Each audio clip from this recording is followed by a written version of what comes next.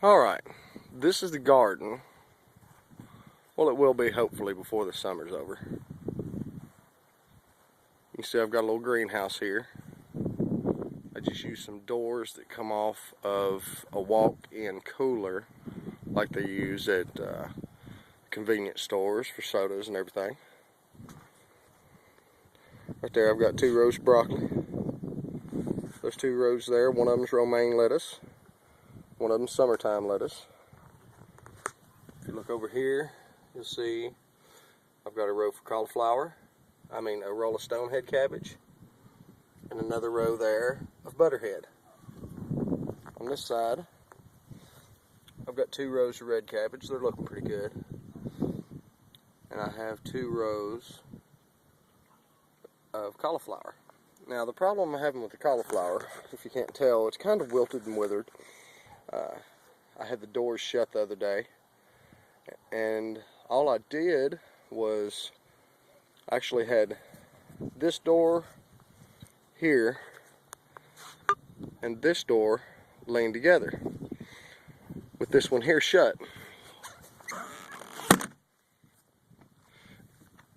I had these 2 leaned up together like this. Well, I wasn't thinking about how hot it was going to get in that corner back there. And even with the temperature gauge, you can see the temperature gauge there. Even with it sitting where it is there, the temperature got up to a blustery 101 degrees. Not the best weather for coal crops. But I just wanted to share that with everyone. I just took a 4x4 post and I laid the frame down that was already for the doors, and I nailed it to that 4x4 post. Around the outside I just stacked straw. And I laid the frame up on top of the straw here. You can see I put some black mesh there. And what it actually is, it's weed stop. I put it in there and I put 2 bales of straw. Then I laid the frame on it. Well, I got to thinking about it, and it needed some thermal mass. So in the center here, I stuffed a bucket, black bucket. So the heat from the sun shining on it will heat up the contents of the bucket. I also shoved some straw back here in the back, and tied it in to give it a little bit of insulation from the north side. And that way, if it gets real cold, I can actually come out here with a pot of boiling water and pour in the bucket and try to raise the temperature some. But that's what we have going so far as the garden goes. We did have a chance today. Went ahead and planted some turnips. We planted 4 row wide here, all the way down.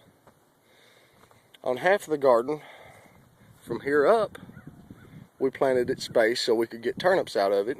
And from here down, I kind of loosened the spacing up because we had some seeds left over, and went ahead and just spread them out on this side. Figured the rain would get them covered up real good.